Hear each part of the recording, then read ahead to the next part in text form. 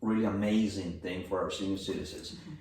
So how many families during Christmas? How many families did you try to feed, or did you try to help out so that they can have a good Christmas? Yeah, so our Cops Christmas, we adopted 70 families, and that would be over 150 kids that gifts were bought for. So we actually don't buy the gifts, we just provide the funding for the parents, and they go out and shop for the kids, and then we actually wrap the presents and then deliver them to their house. So it was over 150 kids that we were able to provide for this year. Over 150. Yes, bravo. There we go, kindness. And how can the community be a part of this? Yeah. So we do take donations for that, but every year we create a calendar, and it's got our picture on it, so you can have us on there as well. Yeah. So if you're a business owner, yes. when a police officer shows up trying to sell you the little calendar, the money's not for the police department, but of course the money comes to the police department, but it's used to feed and to provide for those that have much less than when you have. Yes, yeah, so we may come knocking at some doors, with businesses and stuff that would purchase a calendar that helps go towards our Cops Christmas. Unfortunately, this year, it looked a little bit different since we could not host our big, Christmas dinner, because we bring in the families and everybody, and Santa comes and we provide a dinner for them, so. And COVID, it's just, So you have this umbrella. You have community policing. You have 2 female sergeants. 2 female sergeants. Woo! Yes. 2 female sergeants. That's quite amazing. And you have the officers that do the community policing work. You have the CIT officer. You have an officer working with Powell. Yes. Right? And you also, on top of that, you supervise the traffic unit? I supervise the traffic unit. Yes. My goodness. Wow. Dear God. Wow. My hat's off to you. Wow. Pardon me, I don't have any hair. He's got a mane, I don't. Okay, so we'll talk about that and a little bit about how many traffic officers do you have? So typically I would have 12, but we're a little bit short as well. So so right now we've got 8 is what we have now. So 8? Yes. And tell us a little bit about the Powell program. Yeah, so Powell is our police athletic league, and if you have not drove by it, it's off of North 5th Street, 5th and Ann, and it is in the old, I want to say, St. Margaret's Church, It's an old Catholic church. It's an old Catholic church right on 5th Street, yes. And it's and so we actually the kids can go there. We have a boxing program. Oh wow. We can have kids that come out there with the garden. We have actually a chicken coop now. Oh wow. They can learn to we have a beehive. And so we've got painting classes, art classes. And so we've kind of got we try to reach any part of the community that a kid would be interested in. And like I said, we had over 800 kids signed up. So is it open now with the COVID? Yeah, so we keep it to minimum classes. Minimum class. Yes, but we definitely will. We've been taking kids, safety protocols in place and everything. And what are the hours for the Powell program? So usually our boxing is it's Tuesdays through Thursdays, and that's usually in the evening times. During the summer times, we can do more things with the kids during the day, painting. We've actually tried to do it. We've done dance there as well. Okay. So we try to keep the kids busy. They take them out on field trips and different things like that. So it's to have 800 kids sign up within Kansas City, Kansas. I think it goes to show how much we need services for kids. We need those activities and an outlet for kids to be able to go to. Now, the coaches that you have there, do they volunteer? So typically speaking, they volunteer. We've actually hired a female boxer.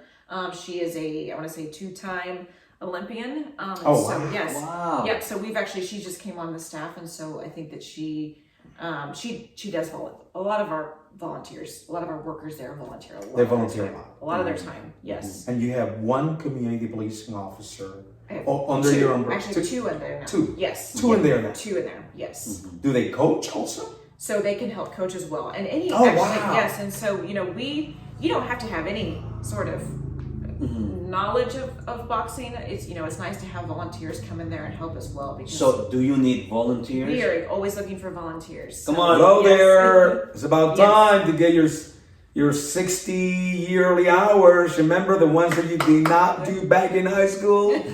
The 60 hours that you were supposed to do before graduating? Oh, yes. Is there a phone number that you would like to? So I can actually I can give my phone number out if that's okay. Okay. Oh, Yes. please. Yes, Yeah, yes, please. feel free. So it's if you got a pen and paper, it's 913-573-8715, and you can leave a message.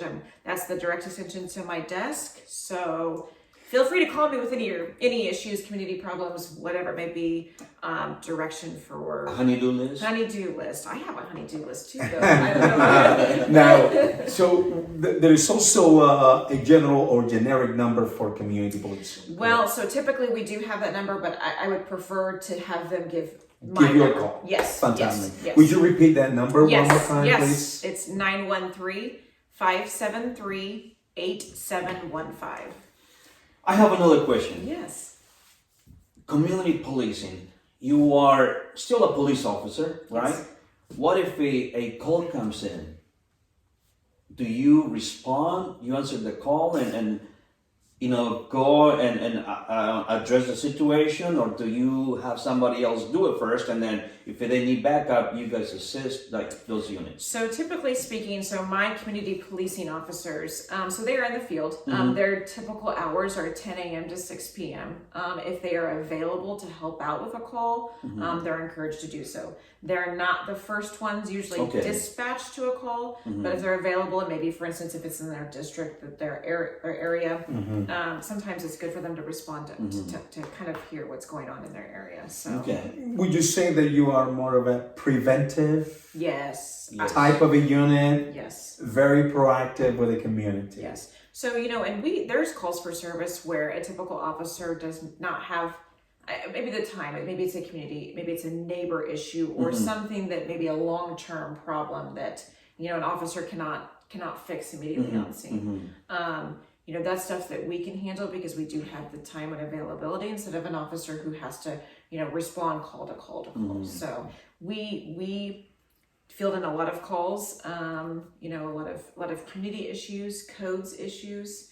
We go out with a codes officer who works for the Neighborhood Resource Center. So blight in the neighborhoods, that's stuff that we typically address. So I know you guys also, correct me if I'm wrong, please. Maybe you can talk a little bit more about this, the Operation Brightside. Yes. Yep. So Operation Brightside is, it's where people call in that have graffiti, or if you see graffiti in an area, they will typically go out, get permission from the owner or whoever that owns that property to actually paint over the graffiti. It's been proven that the quicker the graffiti is covered up, the less likelihood of somebody else coming by and tagging it again. So that's kind of our one of our biggest thing is encouragers to businesses and property owners is to get it covered up as How quick as possible. quickly do they respond to something like that? Yeah, so their response I think is probably at least, I would say, depending, we have a lot of, unfortunately, graffiti during certain periods. And I'm saying that probably typically within a week it's usually covered up. But we as a community policing unit will also go out and cover something up.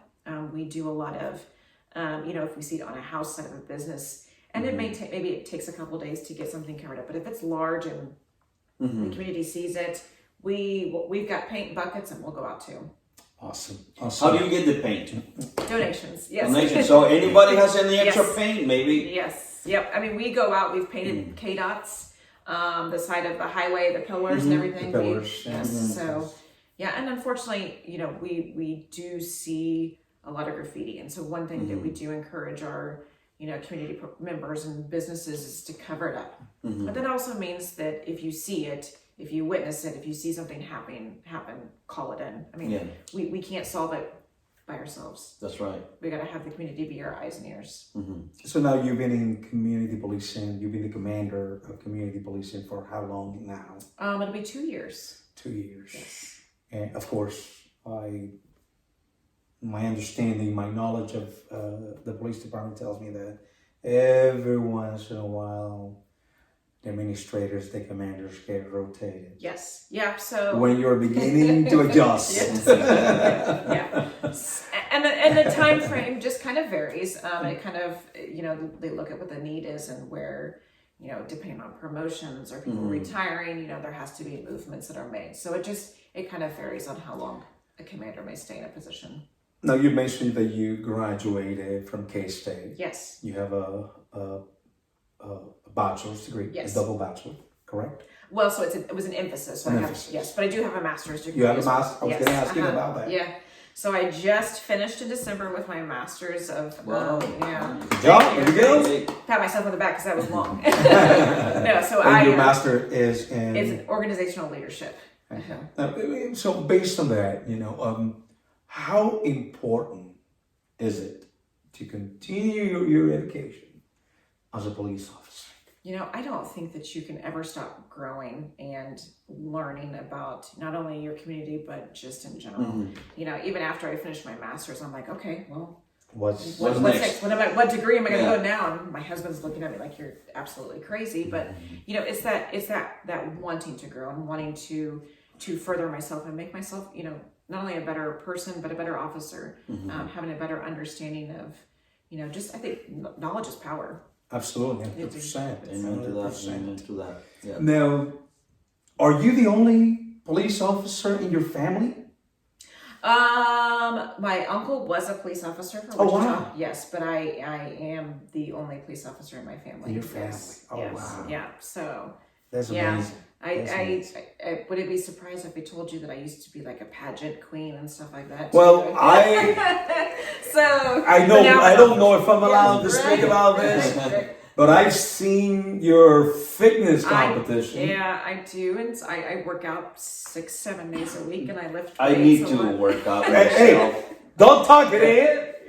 Don't talk it in. I'm not. Look, I saw that.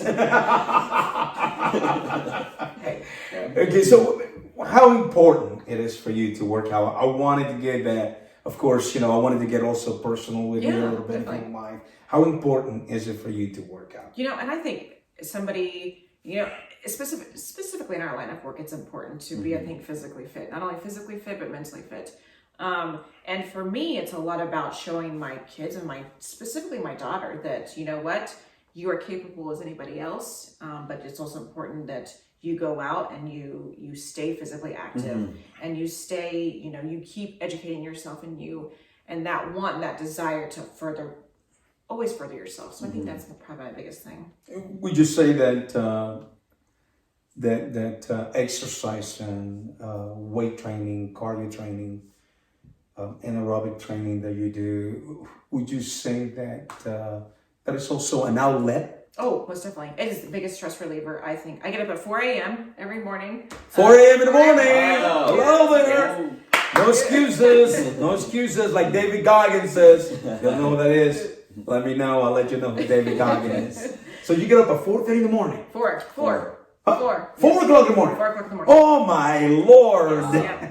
That's when you're getting your beauty sleep, right? No, I wake up at 4:30 myself, so. Well, there you go. So, yes. But I do. I get up at 4. I go to the gym every morning, so that is me time. That is my time to de-stress and not to think about. Well, I say not to think about because I probably still think about work and what I have to go on for that day. But so on the average, you work out for about 45 minutes per hour. I usually work out for about an hour and a half, hour and 50. You have to depend on how much time I have. So it's a combination of strength training and cardio. I do lift weights. I lift weights at least 5-6 days a week, and then I do some sort of cardio. Fantastic. Yes. Are you done doing the physical fitness? At this time, yes. So I used to compete, and I think that I got tired of eating out of Tupperware every day. So I like to go out to eat. I like to enjoy time with my family and not have to worry about weighing my food out. Now, how many beauty pageants did you? Well, so this would have been a long time ago. But yes, I enter one, and I got disqualified immediately. You got disqualified. Okay. I was too good. They allow you to enter? I was too good looking. I'll buy you a tiara so you can have one. Oh my goodness. Okay, go ahead, Mark. I know we probably have, I know we do have young ladies, maybe watching this, or their mothers, young ladies also, what is a message that you would like to send to them, that might be thinking about becoming a police officer, might be thinking about, working out, doing something with their lives that they might be still a little confused about? Do you have a message to them? I think it's just about, do I see myself as a female and in a male dominant profession? Most definitely. But you can't look at yourself. You have to look at it as, I can do just the same thing that they can. And Absolutely. I'm going to prove that I can. Mm-hmm. Absolutely. And day in and day out, I'm going to make myself a better person and show, those around me that I'm just as capable as anybody else. Mm-hmm. So, and I will be the hardest worker in the room. I think that's probably one of the biggest things that I've always, strive to be, is that nobody will outwork me in a room. I want to make sure that I put my best foot forward and do 110% no matter what I do. So anything is possible. Anything is possible. Anything is possible. Anything is possible. Yes. If you put your mind, your eyes, and set your goals. Yes. I'm not done with my goals yet, so I'll still be around for a while. So you're a captain. I am. Correct me if I'm wrong. You have to wear at least. You've been a captain for how long now? I've been a captain for it'll be 3 years this summer. 3 years. Uh-huh. So there is a possibility. There is a chance that you can become a major. There is, yes. There is a chance that you can become a deputy chief. Yes. And even possibly, in the future, the chief of police of the Kansas City Police Department. That's correct. Yes, I still have a lot of time left on this department. Oh, we can't talk about when I can retire, but it's what I can do before I retire. So yeah, that is my. Now, I don't know if you can talk about this, and I don't expect you to speak about this, but this is I want to ask your opinion. How close are we? I know we had an interim female chief of police in the past, and she was amazing. Chief Helen, right? Ellen Hansen. Ellen Hansen, she was incredible. Fantastic. Yes. Fantastic. Ellen Yes. Hansen. Still is. Still is. She's a phenomenal person. Yes. Ellen Hansen. How close are we from having the very first female chief of police? So we have a female deputy chief, Lieutenant Colonel Pamela Waldeck, and so she is directly under the chief of police. So I think that we're very close, very close, very close, very close, very close. That's amazing. It is. It's even from when I started, we had one female major. Yes. And that was 14 years ago. That was Beth. That was Major Beth. Major Beth. Yes. My God, Major Beth. Yes. Oh my Lord. But that was the highest female she was the highest ranking. That's for the longest time. For the longest time. Yeah. Longest time. So it's good to see. We have a female deputy chief. We have a female major. We've got 3 female captains, 4 female captains. So we're. How many female police officers do we have? I'm not sure that I can speak on how many female. But it's more than ever. It is most definitely more than ever. But we are still constantly looking for female applicants. Just because we're in need. We're in need of applicants. We're in need of How happy are you with your career? Who you are now? How happy are you? I'm proud to say that I'm an officer. I get to go back to my hometown and talk about what I've done or what police department I work for. And it's something that I'm still proud of. I think that's something that, is probably my biggest takeaway, is that I like my job. I love what I do every day. I like living in a community where I actually get to help. And so I enjoy my job. I like my career. I think I went down the right career path. Now, I don't know how far we are into this interview, but we have done 49 minutes. 49 minutes, and I don't know how much more you can talk. Hey, no, we don't want to take time away from your family. No. Is anything that you would like to touch, anything that you would like to speak about that we haven't touched? Because I have a multitude of questions right here in my head going on. See, And- we want to close the gap between the police and the community. We want to close the gap between all of us, you know, and to understand that we are in this together. It's not them, it's not us, it's us. Yep. It's us together, all together. Well, I think you have it right. I mean, I think that communication is the biggest key for everything, you know, and I'm a big proponent of, you know, if we don't know about it, I can't fix it.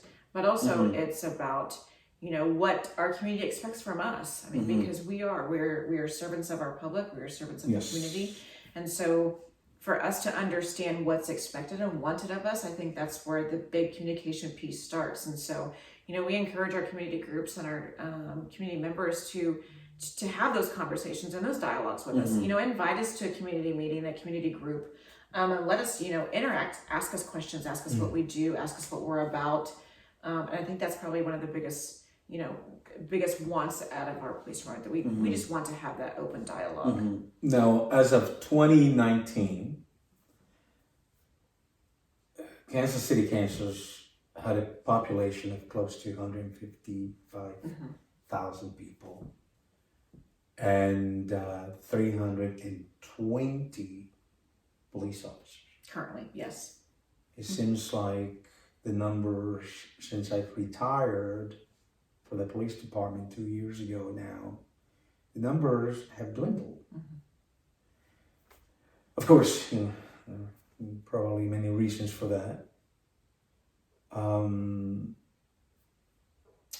And with the situation of the COVID that we have going on, with the COVID going on, has the response time of the police department, the call for service time, has it increased? You know, I don't know that I can speak about the times because I'm not 100% sure on that. I can tell you that, you know, we do keep our, you know, divisions fully staffed. I mean, at least there has to be a minimum requirement of officers. But I can tell you that, you know, officers may be working over, maybe working, you know, 4 hours over on another shift or coming in early. So I mean, we may see some officers getting very, very tired. You know, I mean, you don't want to work 12 hours 5 days a week. So I think that is taxing on our officers, and it's hard on them. I mean, especially when you're busy. It's going to be summer, spring here before too long. So I know that in the past, there were talks about having our officers work 4-hour week, 12-hour shifts.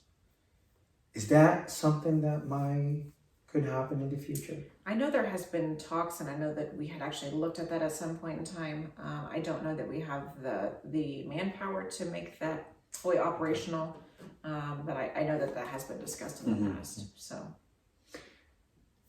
Well, anything else that you would like to add? Yeah, I mean, anything that you would like to speak about? Well, you know, I just encourage, you know, the members of our community to reach out to us. You know, I mean, and you know, we enjoy coming to community events. We enjoy interacting with the community that we serve. And so, you know, if something's on your mind, or if you just want to invite us to an event, a birthday party, whatever it may be, you know, we are more than welcome to. We'd be glad to come. And I think that that's important for us to get out, is that, you know, we just want to communicate with everybody and have that open conversation. I think that's sometimes tough for people to have that open conversation. So we haven't been face to face in a long time, but I think we need that now more than ever.